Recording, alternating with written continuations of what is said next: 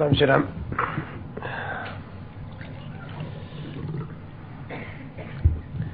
Avez-vous des questions?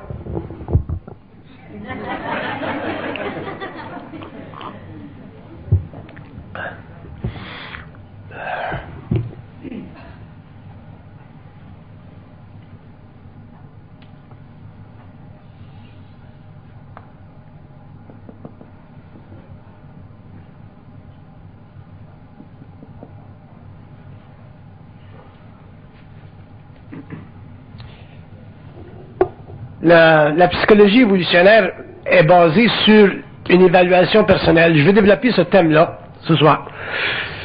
Il n'y a aucun moyen, il n'y a aucun système de référence qui existe aujourd'hui pour évaluer la psychologie ou la conscience évolutionnaire parce que la science ou l'information qui est à la base de ce mouvement de connaissance aujourd'hui n'est pas basé sur la réflexion. Donc, la conscience évolutionnaire n'est pas basée sur des systèmes de référence qui appartiennent à la conscience de la race. Et au cours de l'évolution, au cours du développement personnel de l'homme, au fur et à mesure où l'homme va individuer sa conscience, il va être obligé d'évaluer son développement sur une base totalement personnelle en fonction de sa propre conscience à lui et non pas en relation avec la conscience sociale, à aucun niveau.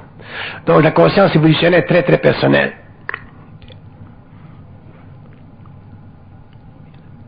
On ne pourra pas référer à la psychologie actuelle, on ne pourra pas référer aux connaissances qui existent dans le monde parce que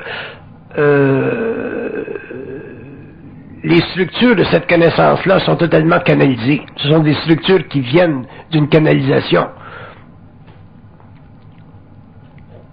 Que la connaissance parte d'un individu ou qu'elle parte de plusieurs individus, elle demeurera toujours universelle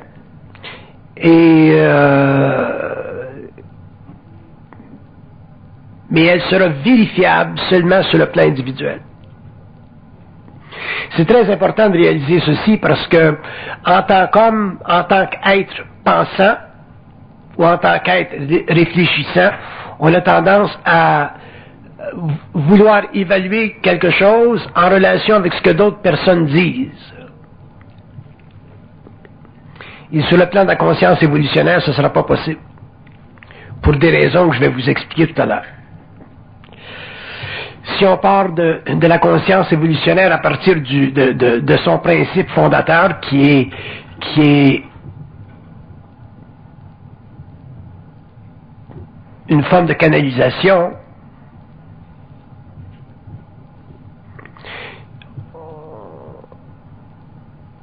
on peut pas réfléchir l'information.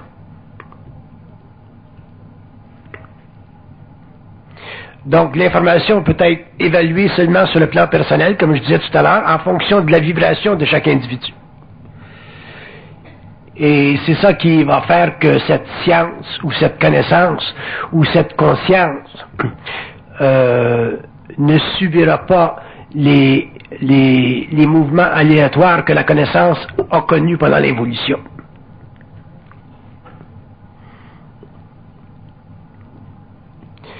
Un individu qui évolue en fonction de cette conscience ou de cette psychologie évolutionnaire-là, avec le temps, en arrive à réaliser qu'il est réellement seul par rapport à lui-même et qu'il est forcé, de par la nature des choses, à évaluer ce qu'il sait en fonction de lui-même. Il peut communiquer avec d'autres personnes, il peut parler avec d'autres personnes, mais même s'il parle avec d'autres personnes, il demeurera son propre évaluateur. Ceci va mener à la construction chez l'homme d'une conscience extrêmement centrique, c'est-à-dire une conscience fondée sur l'intelligence individuée, intelligence extrêmement personnelle, de plus en plus détachée de la conscience de la race. Et dans un sens, au début de l'évolution, pour l'être humain, ce sera un fardeau, une sorte de fardeau. Parce que pendant l'évolution, on a été habitué de penser ou d'évaluer des pensées ou des systèmes de connaissances en fonction de ce que la masse ou la conscience de la masse, à quelque niveau que ce soit, pouvait nous offrir. Alors que dans l'évolution, ce serait impossible. Parce que les masses seront très en arrière de cette conscience évolutionnaire, puisque les masses font partie de l'évolution et que la conscience évolutionnaire fait partie d'un autre cycle de temps et de développement chez l'homme. Et en raison de cette condition-là, ce sera la première fois dans l'histoire de l'humanité où l'homme, en tant qu'individu, sera appelé à constater de par lui-même, pour lui-même, en raison de lui-même, que la nature de la réalité est prédisposée à se manifester ou à s'ouvrir à lui selon sa capacité d'en supporter la nature fondamentalement individuée. Alors c'est réellement une situation différente de ce que l'on a connu pendant l'évolution, et ce sera une situation de plus en plus facile à réaliser dans la mesure où l'homme développera énormément de maturité par rapport à lui-même et cessera d'être affligé par la crainte qui représente chez l'individu un déséquilibre dans son corps mental.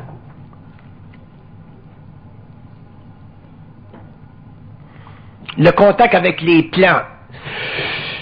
Le contact avec les plans, c'est une réalisation de la nature fondamentale de la conscience en fonction des outils de manipulation qu'ils exercent contre l'homme. Je me suis souvent demandé quelle était la signification fondamentale de ce qu'on appelle la conscience humaine sur le plan matériel. Et dans mes conversations avec les plans, on m'a toujours répondu, quand l'homme ou lorsque l'homme aura compris la nature de la manipulation qui s'exerce entre nous et lui, l'homme aura essentiellement compris les lois de la vie. Donc la nature de l'intelligence évolutionnaire, la nature de la psychologie évolutionnaire qui en découle,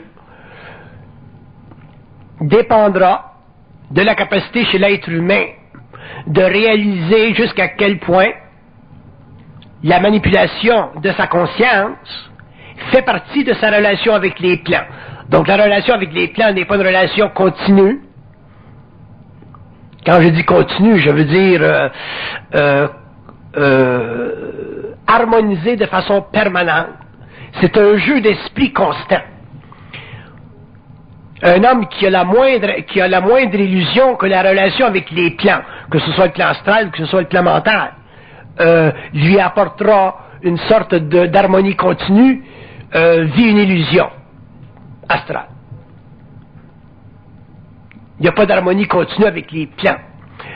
Il y a une désharmonie continue, mais cette désharmonie continue, au fur et à mesure où l'homme en arrive à en comprendre la manipulation, devient une harmonie permanente. C'est vous un petit peu ce que je veux dire? C'est très particulier. Je le reprends dans une autre forme. Pendant l'évolution, l'homme a cru au dialogue avec les plans, à travers le truchement des religions, à travers le truchement de la médiumnité, et ainsi de suite. Donc l'homme a cru, comme on pourrait dire, au monde des esprits. Dans l'évolution, l'homme ne croira pas au monde des esprits. Il ne pourra pas croire au monde des esprits parce que dans l'évolution, l'homme s'opposera constamment à la manipulation de son plan mental par le monde des esprits. Que ce soit des esprits sur le plan astral, que ce soit des esprits sur le plan mental, ça n'a pas d'importance. Pour l'homme, un esprit, c'est un manipulateur. Pour un homme conscient, un esprit, c'est un manipulateur. À partir du moment où il aura réalisé ceci, que de l'esprit, ça manipule, il aura commencé à comprendre la nature de l'esprit. Donc la nature de l'esprit, ce n'est pas de révéler à l'homme les mystères. La preuve, c'est qu'on ne les a jamais connus. La nature de l'esprit, c'est de manipuler son mental pour faire vibrer les forces de l'âme afin que, à travers la souffrance des siècles, des millénaires, il en arrive un jour à connecter avec cet esprit-là, mais non pas dans un esprit de soumission, mais dans un esprit de lutte, extrêmement serré avec les plans, qui, avec le temps, l'amènera finalement au lieu d'être confondu par les plans, à pouvoir les amener sous son contrôle. Mais pour que l'homme amène les plans sous son contrôle, il doit être totalement conscient de la nature de l'esprit. Et la nature de l'esprit est essentiellement une nature de travail. L'esprit travaille. La fonction de l'esprit, c'est de travailler. Quand vous êtes en contact avec un esprit, il travaille. Par contre, l'homme, à cause de sa naïveté spirituelle, a toujours eu l'impression que l'esprit travaille pour lui. Je parle pas des mauvais esprits, là. Je parle même des bons esprits. Que les bons esprits travaillent pour lui, alors que le monde des esprits travaille toujours et toujours en tension psychique avec lui. La preuve, c'est que sur la Terre, le bonheur n'existe pas. Si le bonheur existait sur la Terre, ça serait un signe que les esprits sont en harmonie avec l'homme. C'est pas le cas. Les esprits sont pas en harmonie avec l'homme, donc l'homme n'est pas calme dans son esprit, donc l'homme n'a pas le calme plat dans son esprit, donc l'homme ne bénéficie pas parfaitement de sa relation avec les esprits, avec le monde des esprits, donc techniquement avec le monde mental, donc techniquement avec sa nature psychologique. Donc pour un homme, sa nature psychologique, son moi, son ego, est toujours, surtout dans des situations de tension, de choc, est toujours en déséquilibre. L'homme est toujours en déséquilibre. Bon, on est heureux pendant un certain temps, après ça, on est en déséquilibre. Pourquoi? Parce qu'on est toujours manipulé sur le plan mental, à travers nos émotions. Donc, pendant l'évolution, au cours de l'évolution, cette condition-là va être redressée. Le redressement de cette situation ou de cette condition, j'appelle le retour à la source. Mais quand je parle du retour à la source, je ne parle pas du retour à la source dans une forme de prière, je ne parle pas du retour à la source dans une forme de soumission, je ne parle pas du retour à la source dans un mouvement spirituel. Je parle du retour à la source dans un mouvement guerrier, dans un mouvement de lutte, où l'homme finalement apprend à maîtriser les forces, l'esprit, qui conditionne ou qui manipule son mental, afin d'en arriver, lui, un jour, à pouvoir utiliser l'énergie de l'esprit sur le plan matériel pour en arriver finalement à la conquête, soit de la matière ou à la conquête des questions fondamentales de la vie, autrement dit, l'élimination complète des mystères.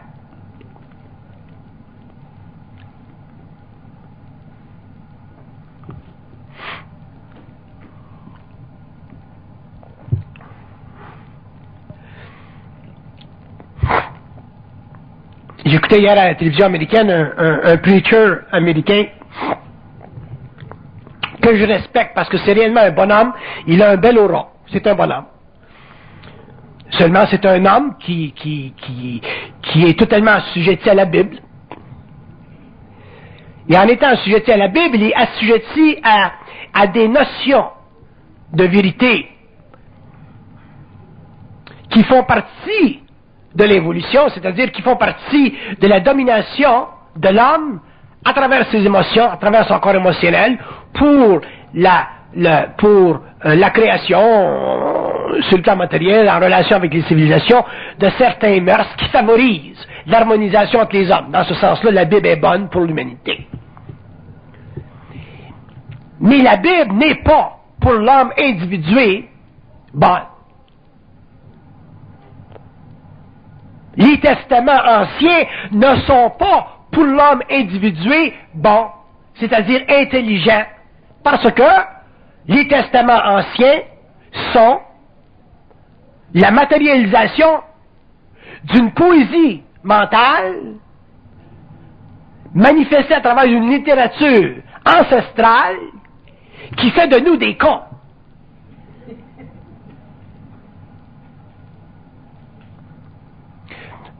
Tant que l'homme est dans l'évolution, autrement dit, tant que l'homme n'a pas la capacité de penser pour lui-même, la Bible est merveilleuse. Mais à partir du moment où l'homme est capable de penser pour lui-même, c'est-à-dire contester les vérités fondamentales, la Bible est plus nécessaire. Les livres ne sont plus nécessaires. Il devient lui-même son propre juge. Il devient lui-même son propre notaire. C'est l'évolution.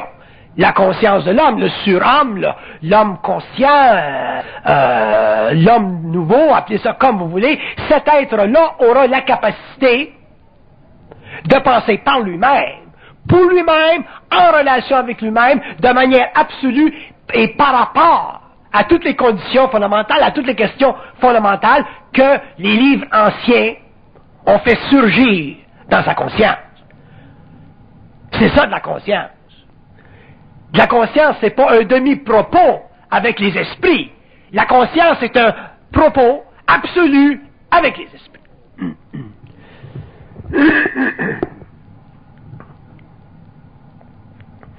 La conscience est un engagement chez l'homme de détruire le pouvoir de domination des esprits qui est et qui représente l'évolution sur la Terre. Que vous soyez chinois, arabe, français, allemand, que vous soyez de n'importe quelle race. L'homme conscient est un être individué qui ne s'assujettit pas à aucune conscience, qui travestit sa liberté d'une manière ou d'une autre.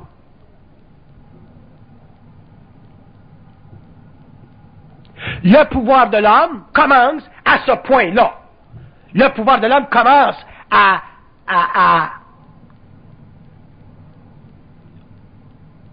au point où se rencontrent le vrai et le faux, mis en éclatement par le réel. Ce n'est pas dans le vrai que l'homme se découvre, ce n'est pas dans le faux que l'homme se découvre. C'est dans le réel que l'homme se découvre. Mais le réel, ce n'est même pas la synthèse du vrai ou du faux. C'est l'éclatement des formes de vrai ou de faux. Faites bien attention de penser que la conscience, c'est la synthèse, ou le réel, c'est la synthèse du vrai ou du faux. Ce n'est pas la synthèse du vrai ou du faux. Vous ne pouvez pas prendre quelque chose qui n'est pas réel, le mélanger avec quelque chose qui n'est pas réel, pour faire du réel. Le réel, c'est l'éclatement de la forme, du vrai ou du faux. Donc, que l'homme qui a une conscience réelle, autrement dit, qui a une conscience évolutive, ou qui est capable, quand il est arrivé à pouvoir penser par lui-même, j'ai pas dit réfléchir, j'ai dit penser, c'est-à-dire savoir par lui-même, n'a plus besoin du vrai ou du faux. Il peut en comprendre la fonction sociale, la fonction historique, mais il n'y en a plus besoin. C'est pour ça que pour un être conscient, les livres anciens sont simplement des œuvres archaïques qui ne conviennent plus à son esprit. Un homme conscient ne lit pas la Bible parce qu'il voit trop à travers la Bible. Il ne lit pas le Nouveau Testament non plus parce qu'il voit trop à travers le Nouveau Testament. Non pas que le Nouveau Testament ou la Bible ne sont pas bons, utiles pour l'humanité, mais pour lui, en tant que conscience individuée, ces œuvres-là ne constituent plus, pour lui, de fondation qui mène directement au réel. Donc, si ça ne mène pas au réel pour lui, en tant qu'individu, ces œuvres-là sont surannées, sont dépassées. Donc, il doit aller à d'autres choses, qui écrivent ses propres livres.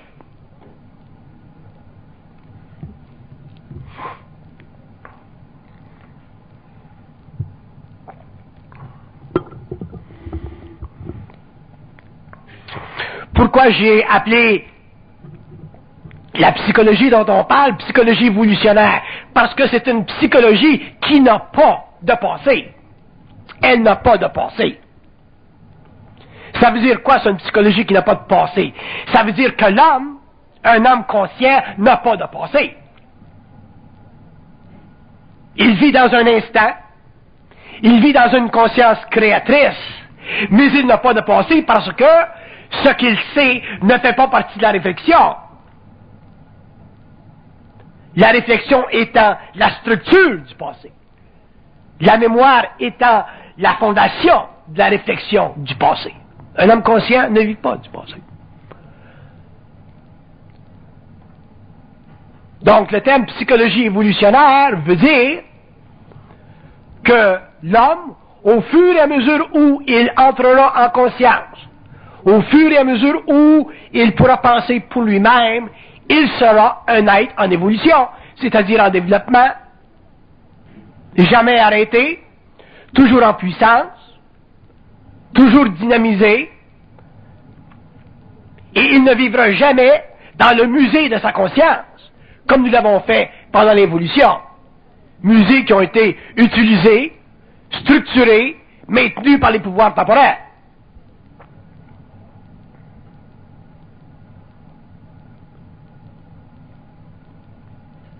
Donc quand je dis que un homme conscient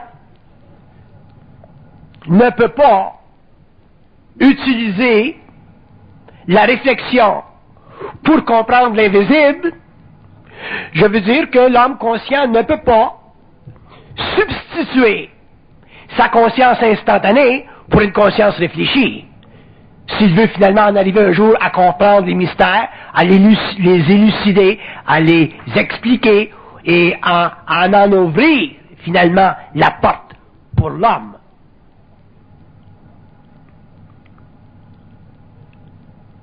Un homme qui ne réalise pas que l'essence de la vie qui a été toujours recherchée par les philosophes et les systèmes, l'essence de la vie, elle est fondée non pas sur la question fondamentale, d'où je viens, où je suis, où est-ce que je m'en vais, mais sur la manipulation de sa conscience mentale qui l'empêche de savoir d'où il vient, où il est et où il s'en va.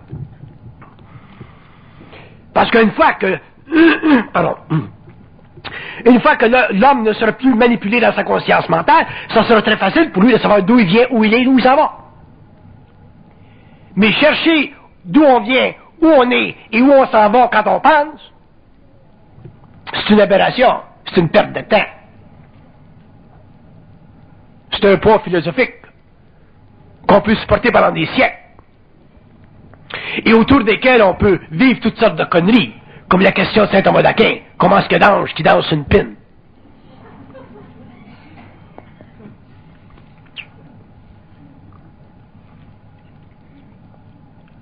Alors, les conneries d'évolution qui font simplement partie de la manipulation du mental humain, autrement dit, de l'impossibilité de l'homme de penser par lui-même, parce qu'il n'y a pas de coefficient de télépsychie chez lui, puisqu'il n'est aucunement conscient des entités qui manipulent son mental.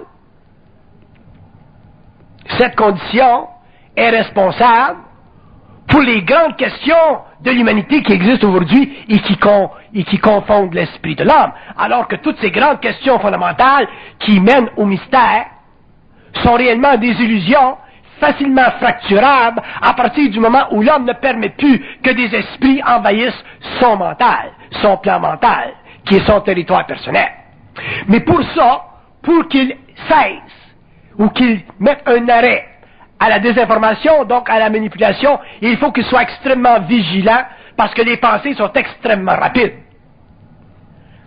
Comme elles sont extrêmement rapides, elles deviennent éventuellement des pulsions, des impulsions, et on vit une majorité de nos journées, de nos jours, alimentées par des impulsions. Et on voit à travers le mouvement de l'impulsion la tête de la crainte qui revient toujours. On a toujours la crainte de quelque chose. Ne pas avoir la crainte de quoi que ce soit pour un être humain, ça équivaut au bonheur.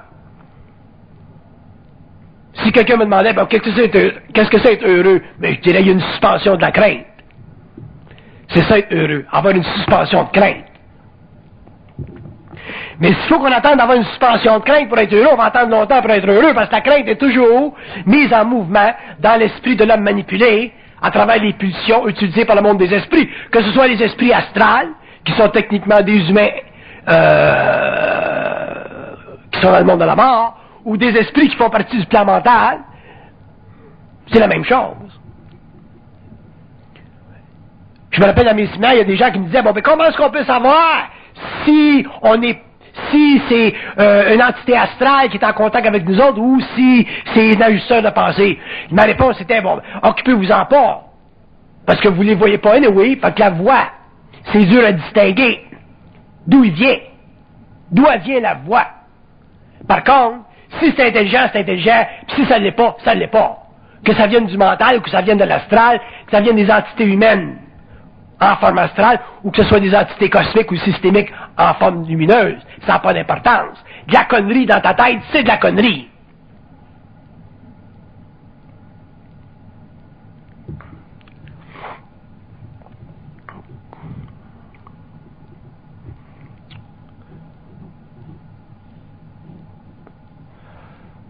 Un homme qui commence à réaliser que la manipulation de sa conscience mentale équivaut au viol psychologique de son moi, commence à comprendre ce qui se passe dans sa tête.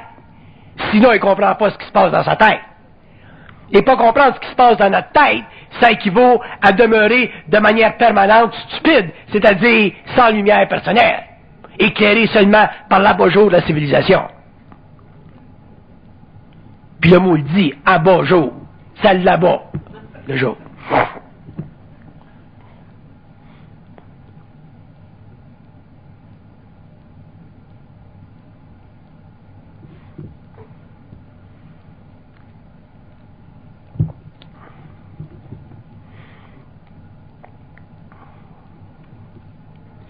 Si jamais vous voulez tester la nature de votre conscience mentale, bon ben, prenez les prières des mystiques ou les prières des gens là, qui, au cours de l'évolution, ont été proposés à notre conscience humaine comme étant des modèles de vie.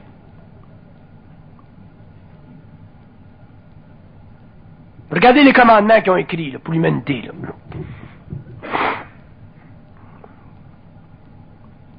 Si vous êtes saint d'esprit, Dieu va vous recevoir. Si tu es saint d'esprit, autrement dit, si tu es con, les portes du ciel vont s'ouvrir. Si tu es un pauvre, tu vas hériter de la terre. Je connais pas ça encore, j'ai jamais vu ça. Si tu es un pauvre, tu vas hériter de la terre. Les pauvres hériteront de la terre. Conseil un économiste.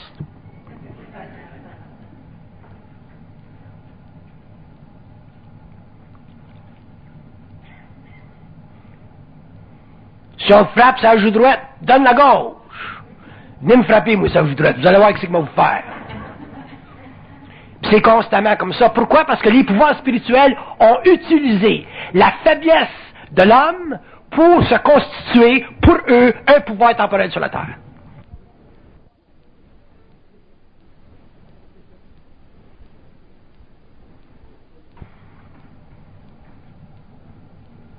Heureusement qu'on a eu la Révolution française. Heureusement que ça a été tassé un petit peu, puis ça se tasse à tous les jours. Ces pouvoirs spirituels-là. Parce qu'on ne sera pas rendu en 1995 ou 97. Où est-ce qu'on est rendu? Sur le plan du développement psychologique.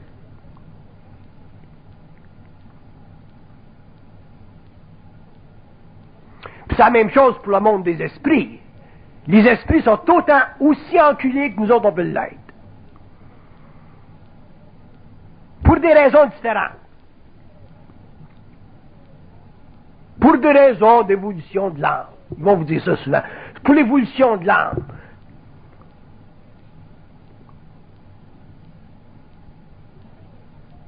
Mais l'homme un jour va reconnaître que sa relation avec le monde des esprits, comme c'est une relation de manipulation, éventuellement l'homme va en avoir ras-le-bol d'être manipulé par le monde des esprits et l'homme va descendre sur le plan matériel une vibration suffisamment forte pour réellement établir un équilibre entre sa conscience mortelle et sa conscience immortelle. Ça fait partie de l'évolution. Puis ils savent en haut, c'est pas des cons. Mais de là à leur faire admettre, ça c'est une autre affaire. Vous essayerez ça un jour. De leur faire admettre quelque chose qui est en faveur de l'homme. Vous allez voir la réticence.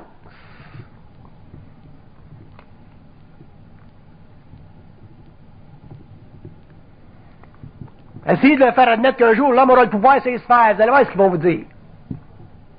Vous allez voir si ça les énerve.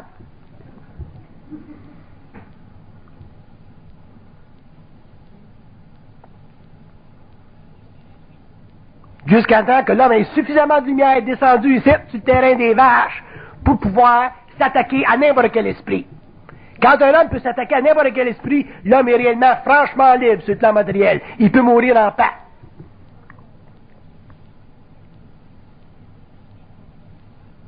Dans son temps.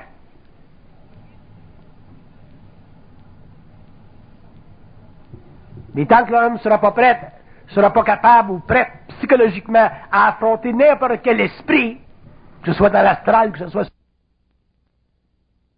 à affronter n'importe quel esprit, que ce soit dans l'astral, que ce soit sur le plan mental, l'homme n'aura aucune conscience personnelle des lois occultes de sa conscience.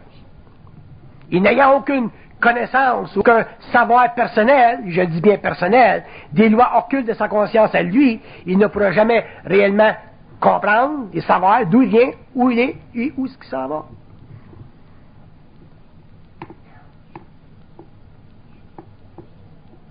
Parce que, premièrement, savoir d'où ce qu'on vient nécessite de l'information suprasensible.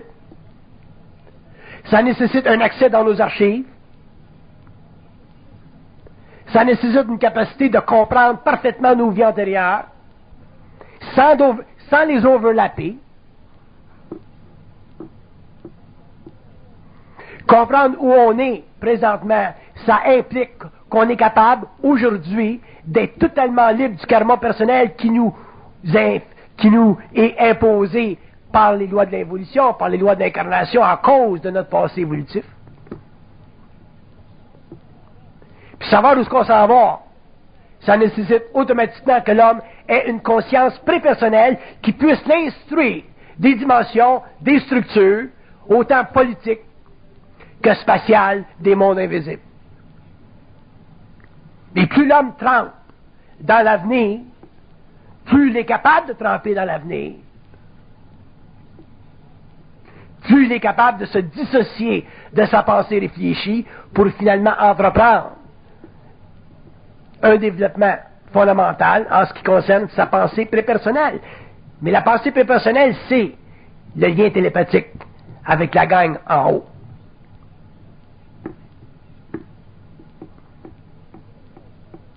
C'est bien beau, ça, utiliser des termes occultes qui sont des conventions occultes, puis dire, j'ai un contact, puis c'est un ajusteur de pensée. Ça, j'ai pas de problème avec le concept de l'ajusteur de pensée. Mais si l'homme n'est pas capable de le déshabiller, l'ajusteur de pensée,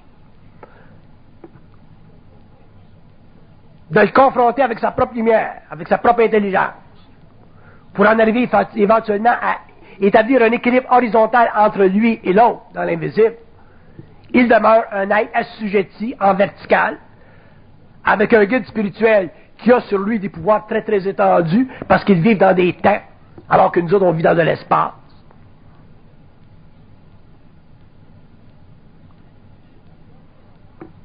Et l'homme est incapable, à ce moment-là, de conquérir sa propre nature, qui est quoi? Qui est sa capacité de pouvoir intervenir directement dans le jeu de manipulation qui s'exerce entre les plans et lui pour parfaitement comprendre la dynamique de sa vie, le mouvement de sa vie, et en arriver finalement à établir sur le plan matériel une condition d'expérience qui cesse d'être karmique pour en arriver finalement à être totalement et instantanément créatrice, ce qui est le désir de tous les hommes souffrant sur la terre pendant l'évolution.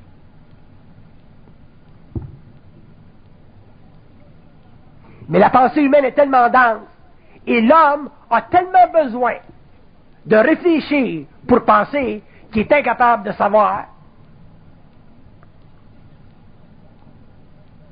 Et alors que la réflexion de sa propre pensée lui donne, en tant qu'ego, une certaine sécurité psychologique, sur le plan psychique de son être, sur le plan fondamental de sa réalité, il est incapable d'établir de dialogue fondamental avec ce qu'on appelle son ajusteur de pensée et sa source, et il devient, de par la nature des choses, un être assujetti, c'est-à-dire un être qui est incapable de se savoir parfaitement et automatiquement incapable de savoir les autres.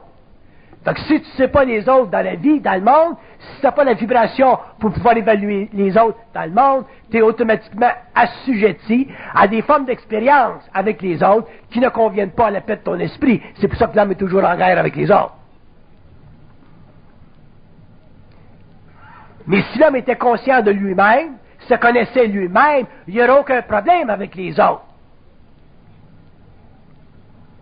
Il serait capable de garder les distances nécessaires entre lui et les autres pour se protéger dans sa vie. Mais il n'est pas capable de se protéger dans sa vie. Parce que quand il s'en va d'une compagnie et qu'il s'en va travailler pour un patron, il ne connaît pas le patron. Il n'est pas capable de l'évaluer, le patron. Parce qu'il n'est pas capable de s'évaluer lui-même. Fait qu'il n'y a pas de protection contre le patron.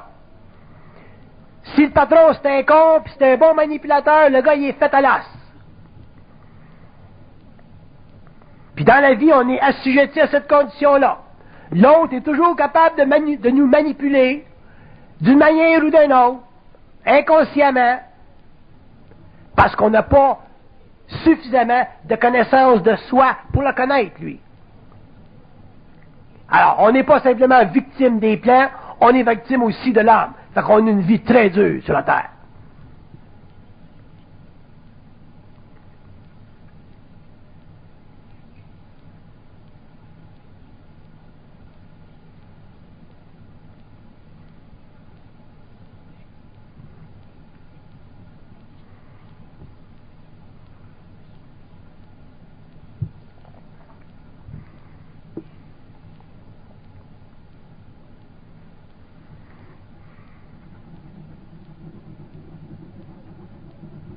La psychologie évolutionnaire, c'est une psychologie de pointe. De pointe. Elle n'a aucun passé.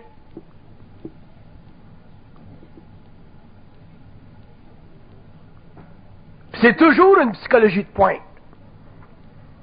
Et les hommes conscients la développeront, cette psychologie évolutionnaire-là. Parce qu'elle est aussi subtile, aussi complexe que la vie elle-même. Pour la simple raison que l'explication de la vie nécessite l'explication des manipulations entre l'homme et les plantes.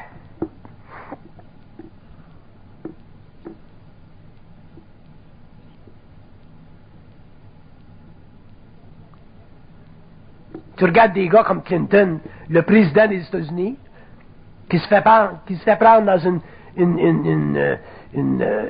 situation de moralité, qui affecte le stock market, qui affecte les Américains, qui affecte tout.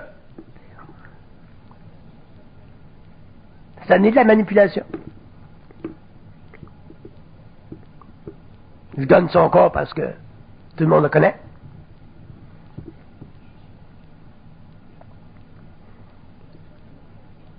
Alors, c'est différents niveaux de manipulation qu'on vit dans nos vies personnelles, dans nos expériences personnelles. C'est toujours le même jeu qui existe entre l'invisible et le plan matériel. C'est l'histoire de l'humanité, dont on a fait des légendes à tous les niveaux. Puis on appelle ça la sagesse de la race.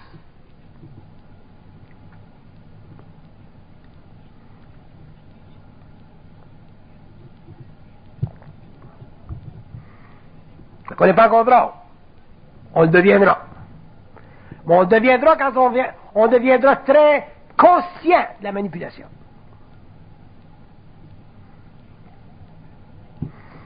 Tu leur demandes à eux autres en haut, pourquoi est-ce que l'homme est manipulé? Pourquoi est-ce que ça ne sera pas autrement? Puis ils vont vous répondre, ça fait partie de l'évolution de son âme. Si tu dis, bon, ben j'en ai plein de cul de l'évolution de mon âme. À ce moment-là, tu te commences à prendre conscience. Mais si tu restes confiné,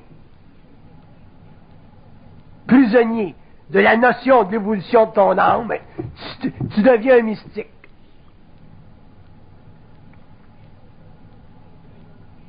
fais des bonnes œuvres pour le bon Dieu. Pendant que toi, tu manges la marde.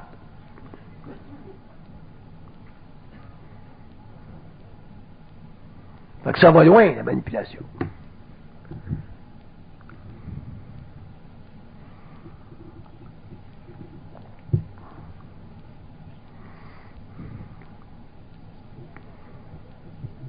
Quand vous êtes dans l'automobile, c'est la route, là, vous voyez un gars qui fait du pouce, là, puis vous passez tout droit, ça vous fait un petit quelque chose. Hein? Tabarnak, on ne trouvait pas pour embarquer tout le monde. C'est un hostie de bout. Bon, on est niaiseux, on embarque, puis on en débarque. C'est quand quelqu'un nous donne un coup de couteau qu'on arrête. On veut être bon. On a le besoin de vouloir d'être bon.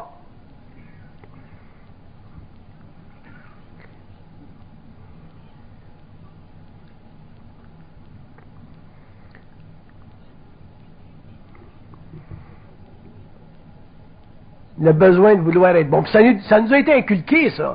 Puis je comprends, ça a une fonction, ça fait partie de l'évolution, c'est bon la société, tout ça. Mais ça fait quoi pour l'individu? Absolument rien. On se retrouve à 45 ans, on a le cul sur la paille, on a été bon tout le temps, on a tout donné. Il y a une femme dans mon séminaire, il y a bien des années, elle me dit, Monsieur Bernard, elle dit, j'ai trop d'argent, je me sens assez mal. Alors, j'ai dit, Chris, on va tout passer des petits sacs, là, tu mettras ça dedans. Elle a compris le message. Mais là, ce petit bout, c'est rendu que je sac tant que je suis fâché. Un mot du bout.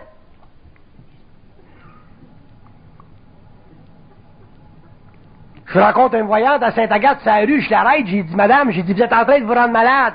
Elle se retourne de moi, elle se retourne vers moi, elle dit, comment ça?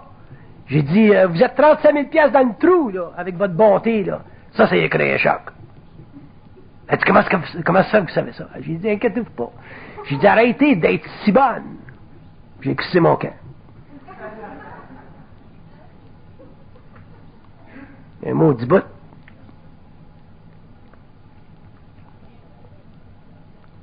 Fait que ça va loin, la manipulation. C'est pour ça que la psychologie évolutionnaire, c'est une psychologie de pointe. C'est pour ça que ça sera évalué par l'homme en tant qu'individu. Ça ne sera jamais évalué par les universités. Cherchez pas.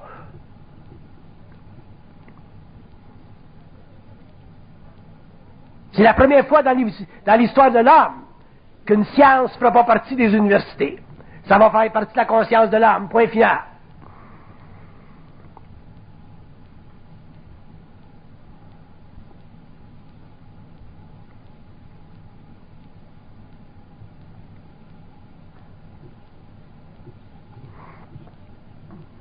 Avez-vous des questions? Oui, parlez fort parce que c'est enregistré, ça.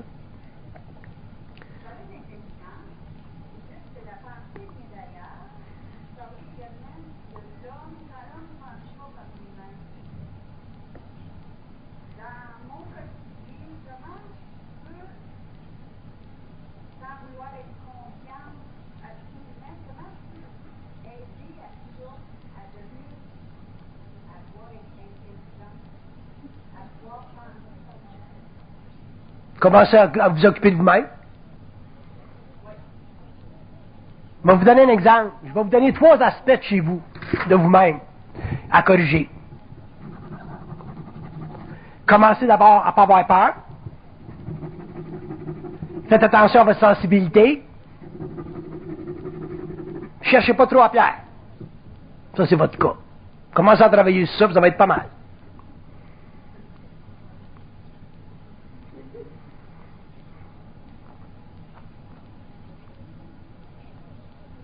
La psychologie évolutionnaire, c'est pas une psychologie didactique. C'est pas comme apprendre une philosophie. La psychologie évolutionnaire, c'est une psychologie de dépouillement dans le sens que l'homme en arrive graduellement au centre de lui-même, au fur et à mesure où il apprend à éliminer les illusions qui constituent la structure psychologique de son ego. Ça, c'est pas facile parce que ça fait partie de notre culture, ça fait partie de notre éducation. Ça fait partie du développement de notre moi. Ça fait partie de notre insécurité. On a été éduqués à ne pas penser par soi-même. Parce qu'on est tous des descendants d'un certain pouvoir au-dessus de nous autres. Que ce soit un pouvoir parental, que ce soit le pouvoir de l'Église, que ce soit le pouvoir politique. On est des descendants d'un pouvoir au-dessus de notre tête. Puis là, je ne parle même pas du pouvoir occulte, la manipulation à partir des plans. Ça, on commence à le découvrir.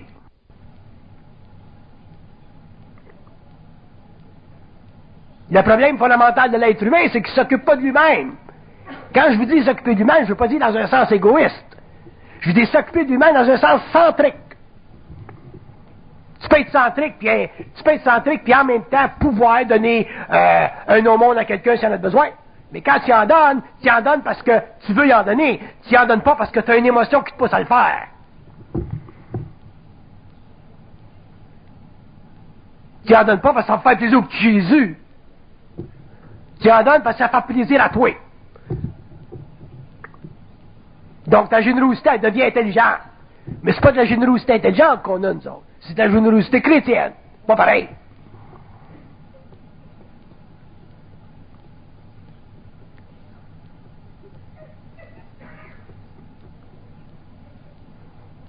Ma mère qui a 85 ans, là, qui se fait solliciter, là, tout le temps. À gauche, à droite, à gauche. J'ai dit, arrête ça. J'ai dit, t'aurais plus une scène tout à l'heure à me donner. Là, ça l'énerve. Si je disais, ben, t'aurais plus une scène tout à l'heure, ça le dérangera pas trop. Mais quand je dis, t'aurais plus une scène tout à l'heure à me donner, là, ça le dérange parce qu'elle m'aime bien gros. C'est ma façon de l'allumer un petit peu. Ça donne ici, puis elle donne là, puis elle donne ici, puis elle donne là, puis elle donne ici, puis elle donne là. Je connais un groupe qui envoie des lettres à tous les ans. Madame Untel, on vous invite à un souper. Au nom de... Je comprends, chaque fois qu'elle va souper, ça coûte 5000 piastres.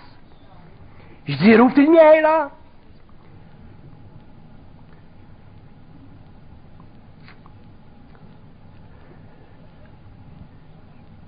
Elle va aller au ciel.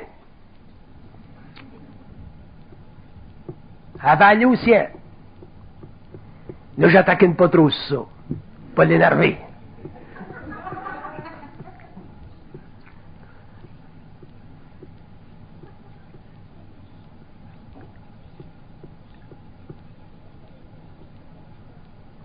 Il va venir un jour où, en tant qu'être conscient, vous allez commencer à regarder ce qui se passe dans le monde. Vous n'en reviendrez pas. Même déjà, vous avez commencé à avoir une petite idée, là. Mais quand vous allez réellement regarder, quand vous allez pouvoir prendre n'importe quoi, la Bible, le Nouveau Testament, les philosophies, les systèmes, n'importe quoi, puis tout déshabiller ça, cette affaire-là, là, vous allez voir qu'il ne reste plus grand-chose.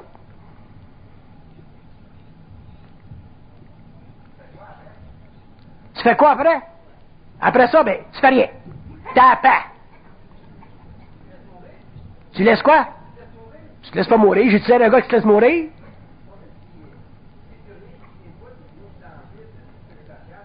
Ta question est bonne. C'est pas qu'il n'y a plus rien de tangible. Il y a beaucoup de choses de tangibles. Seulement... Ouais, mais c'est parce qu'il n'y avait pas de conscience personnelle. S'il y avait une conscience personnelle, ils ne se seraient jamais suicidés. Les gens qui se suicident, c'est des gens qui se laissent astraliser, se font encore partie de la manipulation. L'autre bord, ils te ramènent chez eux.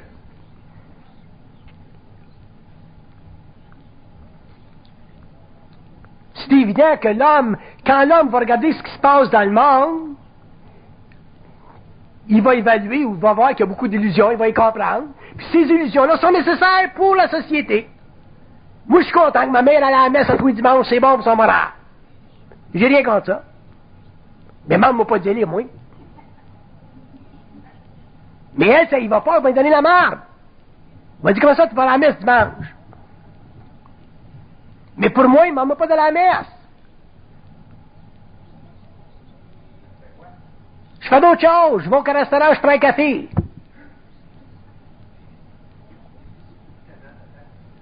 Finalement, quoi? J'attends rien. Toi, t'attends. T'attends de comprendre, t'attends de savoir, t'attends de grandir. Moi, j'attends rien. Sais-tu pourquoi j'attends rien? Parce que je suis pas intéressé à rien. Mais là, tu penses que je suis pas intéressé à rien. C'est pas ça que je veux dire. C'est que les illusions, j'ai voué, fait que je suis pas intéressé à rien. Non. Ta conscience, c'est toute l'affaire. Après ça, les illusions, tu peux te promener là-dedans, il n'y a pas de problème. C'est quand les illusions, tu les vois pas que c'est un problème. Mais quand tu les vois, pas de problème. J'ai rien contre les illusions. Là, t'as un problème. Mais si t'avoues, tu joues avec. Pas de problème. J'ai pas de problème avec la forme. Du moment qu'elle ne me manipule pas. Je veux l'utiliser, mais je veux pas être manipulé par elle. Tu t'en vas dans un club, tu vois une belle fille. Elle t'intéresse. Mais tu sais qu'elle n'est pas intéressée à toi. Parce qu'elle a un gars de 6 pieds 4 à côté. Attends un peu.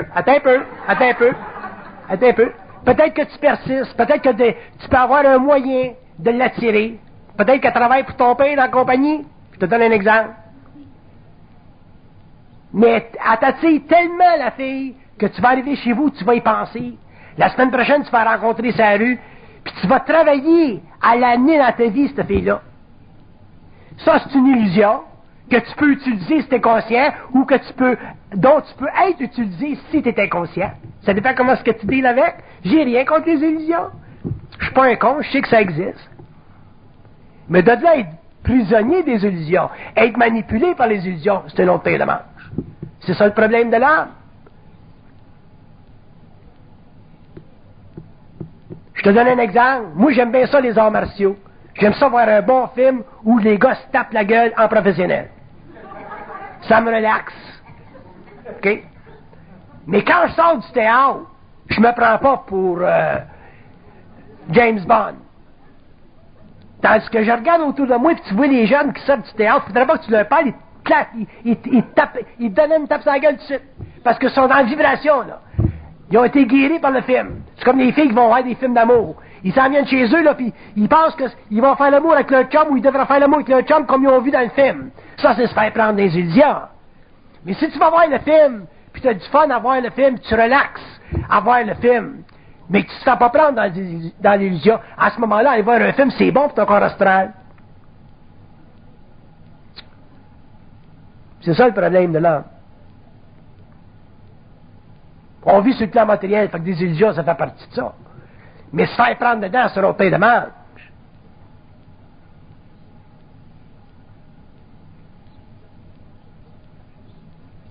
Ça, c'est sur le plan matériel. Imagine-toi sur le plan psychique, c'est encore pire. Parce que c'est des malades, l'autre bord. Ils peuvent faire n'importe quoi. Un gars qui se fait inviter au suicide, tu penses que c'est pas l'illusion ultime? Il n'y a pas un être humain qui se suiciderait s'il était conscient de la manipulation astrale des plans. Il avait-tu mangé la marde, toi, Chris? Mais l'homme se fait prendre des illusions.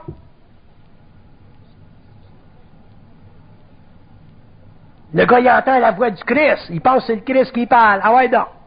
Il se fait sauter. Il écrit à sa blonde, bon, je m'en vais rencontrer mon maître. Quand tu arrives de l'autre bord, c'est pas ton maître que tu rencontres.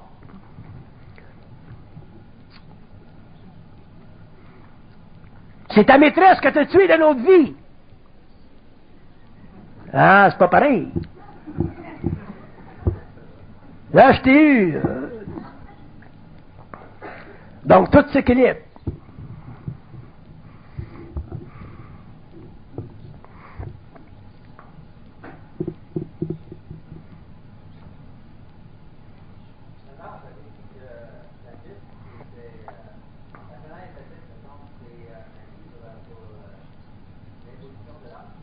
C'est ça.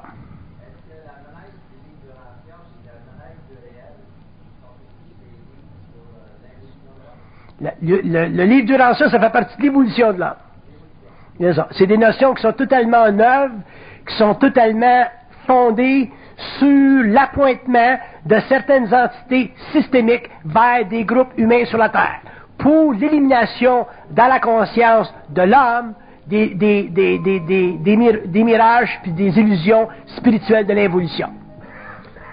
C'est pour ça que d'ailleurs que ces livres-là, comme Urantia par exemple, créent des chocs sur le plan émotionnel. Ça réveille l'âme. ça l'amène à constater qu'il y a des structures dans les mondes invisibles qui font partie de l'ordre systémique des choses, puis qu'il est temps que l'homme, finalement, maintenant qu'il est rentré en science, qu'il a développé un corps mental suffisamment avancé à la fin du 20e siècle, que l'homme est prêt finalement à venir en contact avec des notions qui sont neuves, nouvelles, à sa mesure, pour son âge, pour son cycle. On ne peut pas rester dans la Bible indéfiniment. Un jour, il faut qu'on gradue de ça. Ben là, dans l'évolution, on commence à graduer de ça. Le livre d'Urantia, c'est un exemple. Puis il y en a d'autres. La Genèse du réel, c'est un autre exemple. Ça demande de la réflexion si vous y réfléchissez. Mais si vous y réfléchissez pas, à ce moment-là, ben, vous traitez avec ces œuvres-là simplement sur un plan vibratoire, puis vous n'êtes pas prisonnier de l'affaire. Si vous voulez lire la genèse du réel d'une façon intelligente, lisez-la n'importe où. Lisez-la quand ça fait votre affaire.